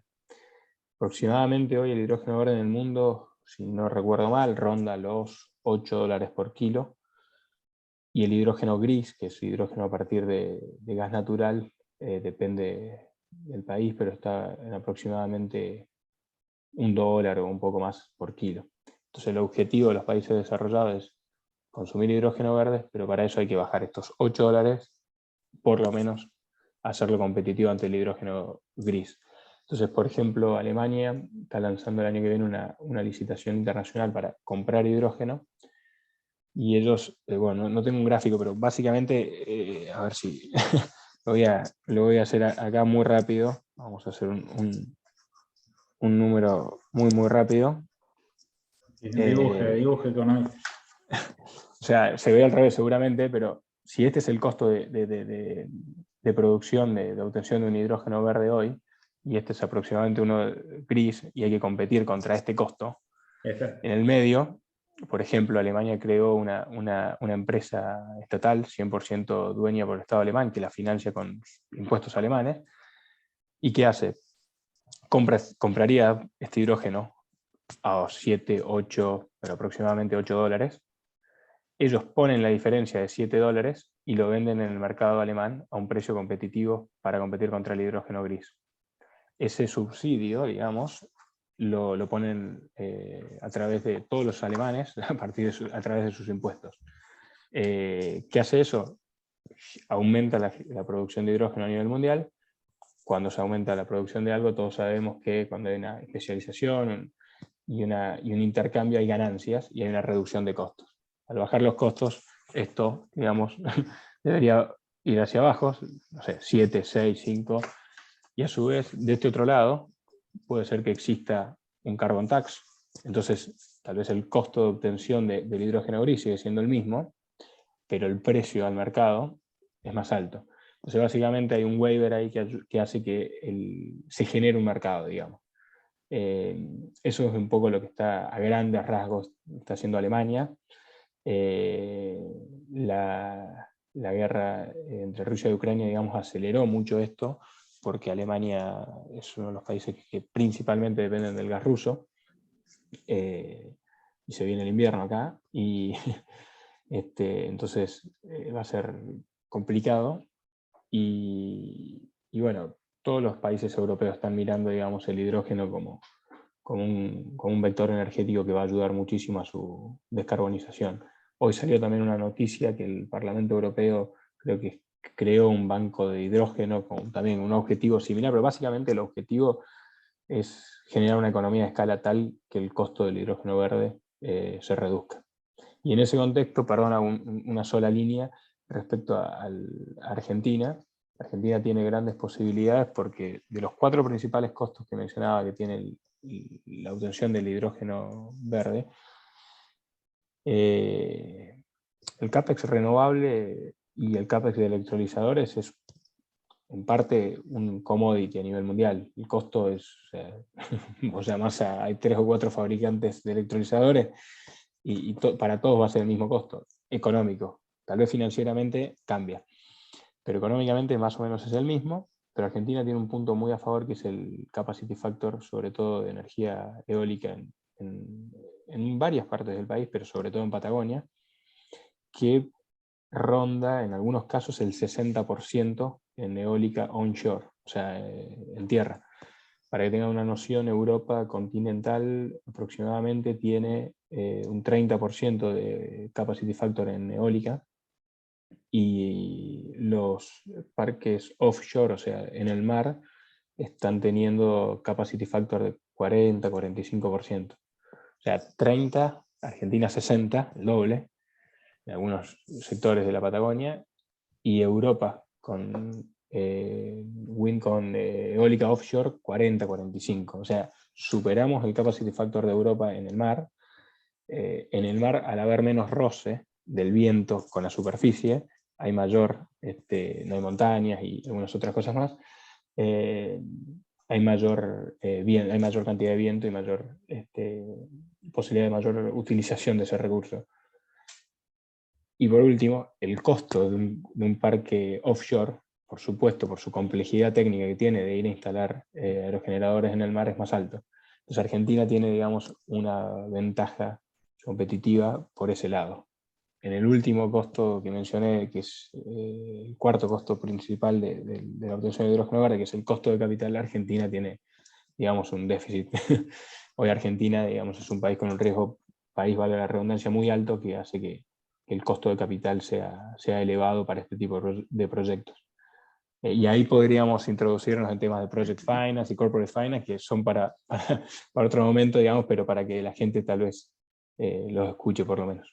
No, a ver, muy, muy interesante. Creo que hay unas manos levantadas, pero ahora te hago algún comentario, Sebastián. Es muy interesante el hidrógeno porque creo que es un caso representativo de la transición en general, pero Paulina, creo que había 2 manos levantadas, si querés darles pie. Sí, Miguel, que estás un rato, ahora te voy a pedir reactivar el audio. Está Alex Saiz después y Ramón Vega. Primero, a ver, Miguel. Sí, ¿qué tal? Buenas tardes. No, para reforzar un poco lo que comentaba Sebastián, si bien el hidrógeno hoy es por ahí el principal actor para reemplazar el gas natural, o por lo menos que se vea a futuro, también se está pensando en alguna dilución de lo que es el gas de distribución, digamos, ¿no? Pero mirando acá internamente o a nivel nacional, hoy vemos la foto, por ahí lo que está pasando en Europa y en otros países más desarrollados, pero Argentina tiene el problema que es un país extenso y tiene un sistema de distribución bastante vulnerable. Porque ¿qué nos está pasando a nosotros hoy como país? Es que los recursos mayormente los tenemos en el norte, o los mejores recursos, en el norte y sur del país, no en la parte central donde creo que alguno de los chicos había comentado que es donde tenemos que concentrar la energía que generamos, que es donde tenemos mayor consumo, y hoy tenemos alguna limitante respecto de la estructura del sistema de distribución.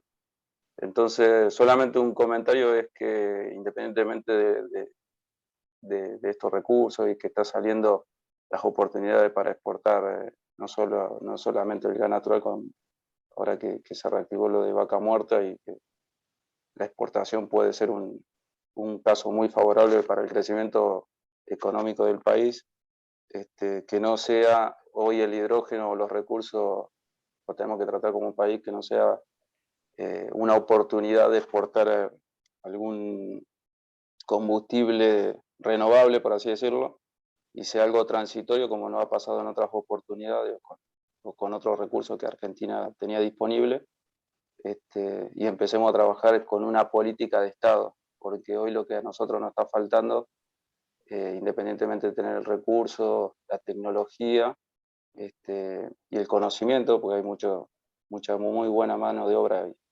y y gente muy capacitada, nos está faltando la política energética, digamos, ¿no? Y política y energética y social, me parece.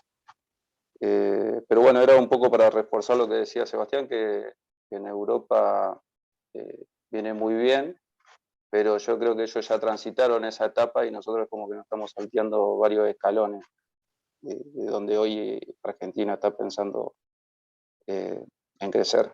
Por ejemplo, esto de los aerogeneradores y paneles solares, si bien tenemos muchos recursos, a la parte central hoy del país no lo podemos traer. Está pasando también con el gas natural, tenemos muchos recursos, pero después en época invernal tenemos un déficit de gas y gasoil que bueno, se ve limitado por la infraestructura que tiene el país. Bueno, nada, eso, gracias. Muchas gracias por los comentarios, son todos valederos y realmente son gran parte de lo que pasa y lo que acontece y las limitaciones para la transición local. ¿Quién más quería comentar? Ahí a Ale Saiz le abro el micrófono y después Ramón. Bien. Gracias, Paulina, por darme la palabra. Muy buenos todos los datos que están revisando, así que les agradezco el tiempo. Solamente dos preguntas concretas. Una es, ¿en qué quedó el marco normativo que se había sancionado el gobierno anterior respecto a lo que era fomentar a través de incentivos impositivos la instalación de energías renovables? Y no sé si estas se dejaron de empujar, una cuestión de que cambiaron los incentivos que se tenían, se dieron de bajas concesiones o cambió el escenario macroeconómico y eso desincentivó a los inversores privados. Esa es la primera pregunta. La segunda pregunta es si me pueden decir a cuánto equivale un kilo de hidrógeno, ¿no? Porque sabemos que el barril de crudo está a $120, sabemos cuánto rinde el barril de crudo. ¿Cuántos kilos de hidrógeno necesitaríamos para equiparar lo que podemos producir con un barril de crudo? Es para entender una idea de magnitud, ¿no? ¿Querés comentar lo de hidrógeno? ¿Tenés presente un poco las conversiones, Sebastián? Sí, ¿querés que también conteste lo del marco normativo? O... Dale nomás. Alejandro, ¿no fue quien consultó? Se escuchaba medio cortado, ¿no? Sí. Creo que fue Alejandro que consultó. Sí, Alejandro Saiz. Es buena tu pregunta, Alejandro, respecto al marco regulatorio del sector renovable en Argentina. A ver, en el año 2015, fin del año 2015, se sancionó la ley 27191, que estableció como objetivo que el 20% del consumo eléctrico nacional sea a partir de fuentes renovables al año 2025. Eso fue una ley que pasó el Congreso, digamos, y que se reglamentó a partir del 2016, a partir del gobierno que estaba, digamos, en el 2016. La ley salió en el Congreso, creo que fue en noviembre del 2015, aproximadamente, pero era fin 2015, y el gobierno, digamos, que inició justamente en 2015, reglamentó la ley esta. Y la principal acción que tomó fue desarrollar el programa Renovar, que fue un programa, digamos, que básicamente desarrolló 3 o 4 en realidad licitaciones para que el wholesale operator, digamos, el administrador del mercado eléctrico mayorista, que es CAMESA en Argentina, compre energía renovable con el objetivo de que se cumpla, digamos, los targets de la ley. Si googlean, digamos, la 27191, la ley, y buscan los targets, es un escalón que digamos, iba creo que arrancaba en el 8%, el 10%, el 12%, y así sucesivamente hasta el 2025 para llegar al 20%. Hay o sea, la ley y la reglamentación estipula que tiene que haber sobre el fin de año, porque como es energía renovable, esto es variable, digamos, una fiscalización de ese porcentaje de consumo renovable. La ley obliga a los usuarios, a los grandes usuarios del sistema eléctrico a cumplir esa cuota de la ley. Entonces, básicamente hay dos maneras de cumplirla hoy en día. Comprando energía entre privados, digamos, haciendo un contrato entre partes privadas, que eso se habilitó a partir del año 2017, si no recuerdo mal, después de las primeras dos otras rondas de renovar, o quedándose en lo que se denomina en el sector eléctrico compra conjunta, digamos, comprándole la energía a Camesa. Ese es el marco, digamos, regulatorio que existe hoy en Argentina, la 27191 y las sucesivas, digamos, regulaciones que hubo a partir de su reglamentación. Entonces hoy en día no hay posibilidad de inyectar más renovable porque, como mencionaba Miguel, creo que era, hoy hay una limitante física de transporte, o sea, de capacidad de transporte en el sistema eléctrico argentino para que haya más renovables.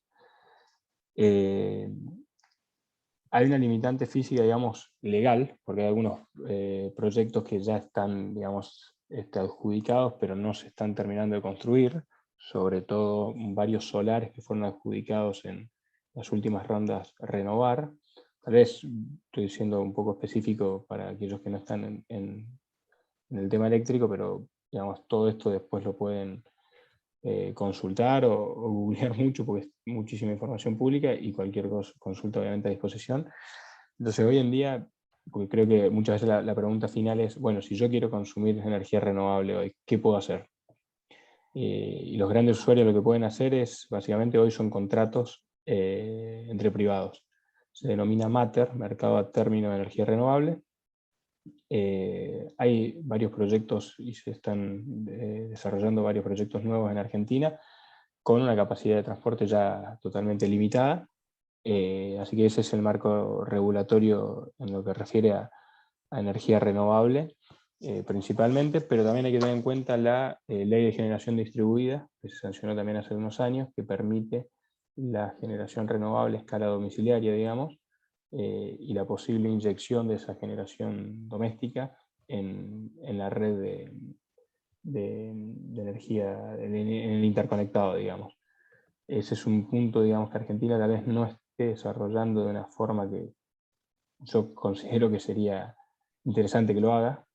Para tener una noción, Reino Unido desde el año 2020, justamente con un incentivo de subsidio para que haya generación distribuida, instaló 5 GB de generación distribuida. Argentina hoy tiene muy pocas instalaciones. Hay una limitante ahí o un desafío importante que es el marco regulatorio, porque en Argentina los marcos regulatorios eléctricos lo dictaminan en varios aspectos las provincias. Entonces hoy, por ejemplo, y yo lo escucho con colegas que trabajan en instalaciones domésticas, hay una complejidad de obtener la autorización por parte de las distintas distribuidoras, que muchas veces en el interior son cooperativas, de instalar lo que son los medidores bidireccionales para tener la medición, digamos, de consumo y también la medición que sería de inyección a la red y la habilitación, digamos, técnica de esa instalación. Entonces, yo creo que por ese lado, lo que podemos hacer los ciudadanos de a pie es impulsar instalaciones domiciliarias, pero a veces ahí están estas limitantes. También, ni hablar de que hay limitantes de importaciones, cuando uno habla con los vendedores de inverter, que es uno de los principales componentes de una instalación eléctrica solar, hay muchas limitantes por ese lado, ¿no? Pero bueno, creo que ese es a grandes rasgos el marco normativo. A gran escala para los grandes usuarios, como dije, el MATER hoy está activo, renovar se adjudicaron aproximadamente 4 gigas y se construyeron en un gran porcentaje y están inyectando hoy energía a la red, esa energía la compra Camesa, y el MATER y generación distribuida. Eso creo que es, digamos, la síntesis del marco regulatorio renovable. Y respecto a la pregunta técnica del hidrógeno, no te quiero dar un número exacto ahora para no darte algo erróneo, pero Alejandro te lo paso técnicamente bien en detalle. Hay que entender que el hidrógeno es un vector energético y bueno, hay que entender que el uso que se le puede dar es distinto, entonces hay que entender también químicamente dónde se va a utilizar ese hidrógeno. Hay muchas cuestiones se están discutiendo hoy, que tiene que ver con la certificación de las calidades del hidrógeno. Ustedes saben, por ejemplo, que el gas natural inyectado a la red tiene que tener un cierto poder calorífico que está, digamos, seteado. En Argentina es 9.300 kilocalorías. Entonces hay algunas cuestiones técnicas del hidrógeno que todavía no están, digamos, ni reguladas, no existe casi el mercado hoy del hidrógeno verde. Pero bueno, es una pregunta que te la debo, Alejandro, para no contestarte una cosa errónea. Sí, igual lo que comentaste, la comparativa dentro de un hidrógeno que ya se usa es, bueno, subsidiar y financiar un mercado versus una tecnología limpia. Lo mismo que ha acontecido con las energías renovables, que bueno, han tenido que ser impulsadas a través del mismo mecanismo para que realmente hoy tengan valores competitivos. Pero por respeto al tiempo y a lo que fue pactado, y aprovechando estos últimos 5 minutos, bueno, primero, Sebastián, enormes gracias por sumarte en este horario, por poder dar un montón de detalles adicionales respecto de la pata energética, y desde tu mirada de economista y desde la mirada de estar en el Reino Unido y ver un poco lo que pasa allí. Y haciendo 1 minuto de respuesta a quien hablaba de Argentina, creo que el hidrógeno es un fiel reflejo de lo que debiéramos hacer y nos cuesta por las limitantes propias. La falta de acceso al capital es lo que limita ese y tantos otros proyectos que necesitamos, que viendo las patas que dijo Sebastián, los recursos lo tenemos, el capital humano lo tenemos. Bueno, necesitamos la planificación y la mirada a mediano plazo, el acompañamiento de normativas y de legislación que guíe eso, y bueno, el acceso al capital y esa confianza. Así que eso lo dejo como cierre, que creo que el caso del hidrógeno y el ejercicio que hizo Sebastián es bien representativo de las limitantes que tenemos para el resto de la transición energética. Y aprovecho estos 5 minutos para, de nuevo, ser respetuoso con la agenda que marcaba hasta las 9, y que ya veo que es tarde para todos y más para Sebastián. Como le decíamos, esto es en marco, esta charla y bueno, la invitación a hablar de cambio climático y de energía, es en marco de un programa que estamos impulsando, que se impulsa desde la Universidad Austral. A ver si tengo, no sé si tengo el programa por aquí. Pero lo que buscamos desde la Universidad Austral, y como decía Iván, ya teniendo una diplomatura en gestión ambiental sostenible, es meternos cada vez más en esta temática. Además de hablar de trabas y de normativas, también hay capacidades que hay que generar, y hay necesidad de generar capacidades en profesionales y en público en general. Y bueno, este programa de cambio climático que estamos impulsando, que pasaron la información por el chat que Iván estuvo pasando, y que bueno, Paulina puede contestar cualquier duda de la parte más operativa de cómo anotarse. El programa empieza el 27 de septiembre, fin de septiembre. Son 10 clases de 2 horas y recorre un poco el cambio climático, y ahí veía algunos pedidos de más webinars. Bueno, este programa ejecutivo recorre el cambio climático desde sus inicios, desde el entendimiento, hasta todas las aristas que lo recorren, como es energía, pero también lo es agricultura, es ciudades, es economía circular, es financiamiento, es huella de carbono.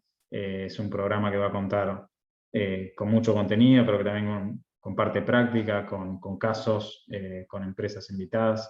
Realmente los invito a ser parte. Necesitamos generar más capacidades, porque si no el limitante luego de esto, luego de la normativa, luego de las regulaciones, va a ser no tener la gente capacitada para poder ser parte de esta transición.